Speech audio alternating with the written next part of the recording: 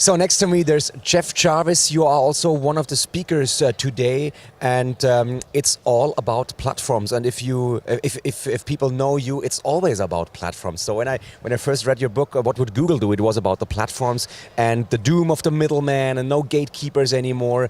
And I don't know if you changed your perspective from these days to now. So what is your definition of being a platform or a publisher in the differences from 2011 to today?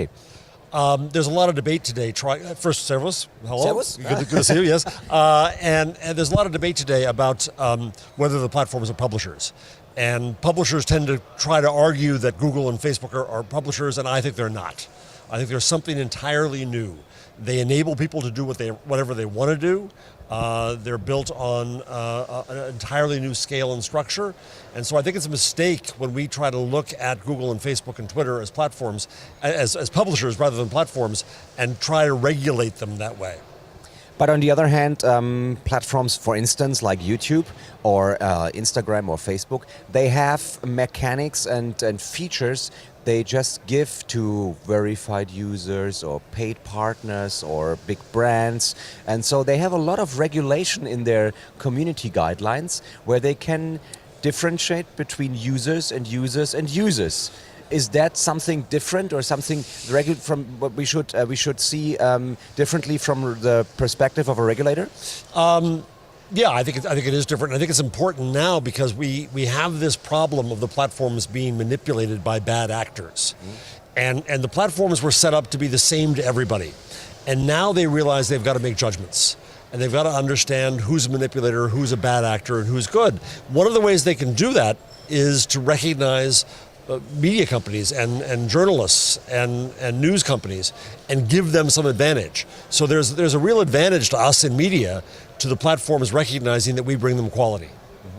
So you wrote the sentence, there's a doom of a middleman, there's no gatekeeper anymore. Aren't platforms exactly that? Yes and no. Lord knows we have no choice but to go through the platforms today because that's where the audience is. But the audience is there because now anybody can do what we did. That is to say, anyone can speak, anyone can publish. And yes, right now, especially in the US, sorry for what's happening there. It's okay. It's not okay, but it's not. It's not your fault. It is what it is. Bad actors, manipulators are using the platforms to bad end. But at the same time, people are able to speak who never were heard before through media. In the United States, we have the Me Too movement, the Black Lives Matter movement, the Living While Black movement. These are things that were never covered in media. They've been going on for decades or centuries, but now because of the platforms, people who never had a voice have a voice. That's what still makes them different. That's what still makes them open to the world. So in the year 2000, like this, when the Web 2.0 began to rise, there was a new democratic process in publishing. Ah, those were the days. Yeah. Those were the days. And you started blogging that days, and you had your Dell Hell and things like that at this time. So there was a new power to the user.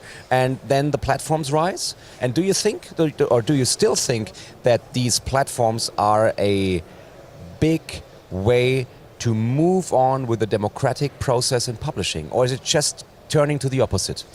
I miss those early days of blogging. They were pretty wonderful. If I remember my blog roll, I had people from the left and the right on it, and people from Germany on it, and all over the world. And it was kind of wonderful. And I asked recently one of the pioneers of blogging, what happened? It was so good then. And he said, Jeff, everything is great when it starts. And then the bad guys come in, and then they figure out what's going on. And in a sense, yeah, I regret that those early days of blogging are gone. But in a sense, it was also a rather exclusive club. It was those of us who were in media decided we had our own new media properties. And now if you go to Twitter and you go to Facebook, you see people again who were not part of that world. And so I think it's actually opened up more.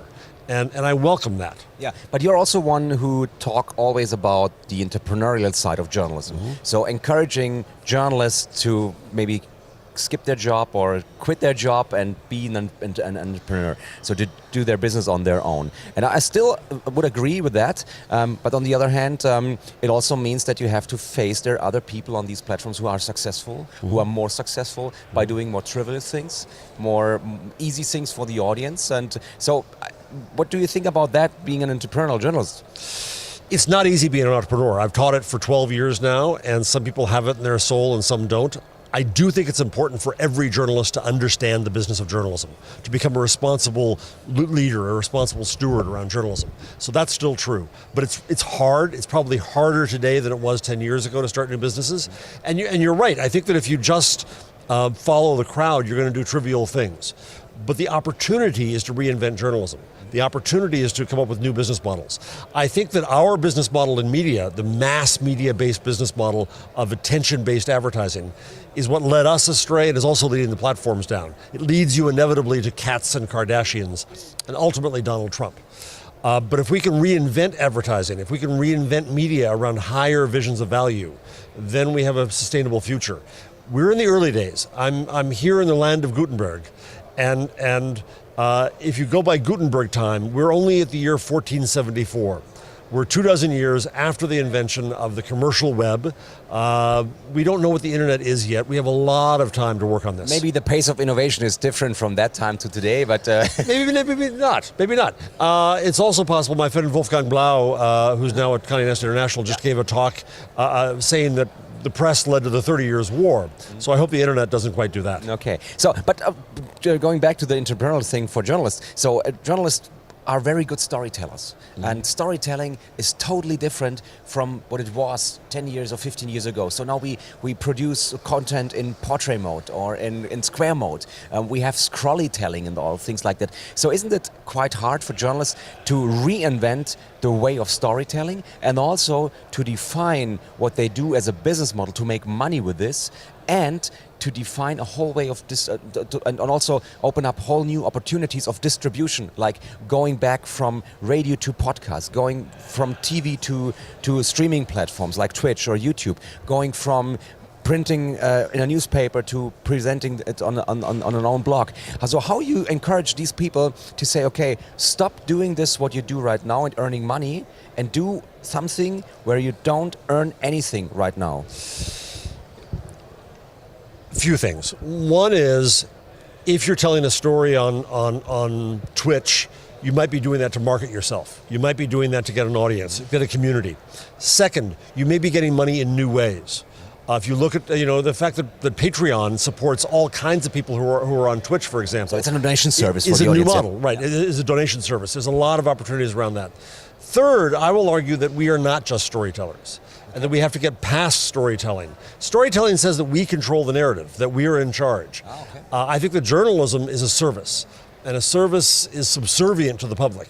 And the most important skill that I've learned we have to teach now is listening. Not speaking, not storytelling, but listening. So you're more in the role of a moderator, or? Yes, I think that's part of it. You're also in the role of a servant. We teach our students now, I started a new program in social journalism, where they almost become anthropologists. They observe and listen to a community, understand the community's needs, reflect those needs back. Then you can figure out what the community needs. We in journalism are normally taught to say, well, we know what's important, we know the story that you should be told, we know what facts you need, and we'll tell you. And then we complain when no one listens to us. I would like to go back to the platform things and continue on that, because once you said, do what you do best and link to the rest. That was one of your quotes years ago. And back to Facebook and what newspapers or publishing houses doing there. They tried to link to what they had on their website, and it was not successful. So the link was not that visible in the algorithm of Facebook. And then Facebook asked them to publish videos on the platform. So that was not what they do best. So it was something they were really bad in the beginning, producing video content. They could produce good newspaper sites and they could link to it. So how does that quote is putting into practice for publishing houses when they have to work against the algorithm? It's still true in a few ways. Number one, you can't be everything to everyone. So you have to decide what you're best at, and you have to be the best at that, and then link to the rest. That still holds, I think. But you're right that it's not anymore just about linking to your site, to your destination. The problem is we're not destinations all the time anymore. If the public is on Facebook, we have to take journalism there. Yes, that means we are then subject to Facebook's rules and whims. That can be an issue. It has been an issue. But I hope that we can start to figure out ways that we can serve the public wherever they are and make money where that is. Facebook started instant articles. It was okay. It was a nightmare for the publishing houses. It was difficult for them to have to do both AMP and their own sites and mobile ready and instant articles. Yes, that's true. For the audience, AMP is the opposite of instant articles on Google. So Google, the right. site are very quickly loading in the browser. The other thing that happened was when the bad manipulators came along with Facebook is that they kind of threw out all public content, and now they're trying to bring back quality content.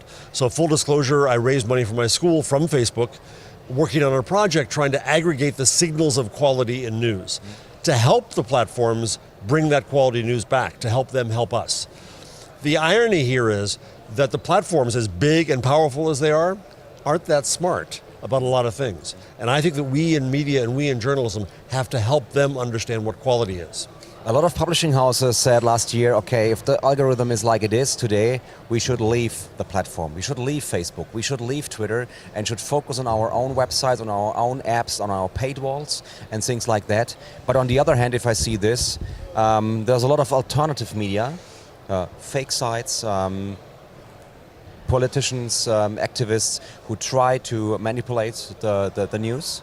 And they are turning to the platforms, and they're quite successful over there. So what do you tell these publishing houses if they want to leave the platform, not publishing content anymore there, focusing on their platforms and leaving the ground for the bad people?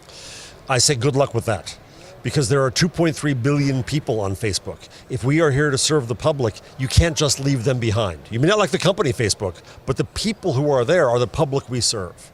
And I think that we have to do that. Second, the bad guys are actually teaching us lessons. 2 weeks ago, I was at a conference Google runs called Newsgeist, an unconference. One of the sessions was about the lessons we can learn from the bad guys, because they know how to manipulate the platforms. They know how to bring things to people. I go to a great conference every year called VidCon. And they now have VidCon. It's a YouTube fan conference.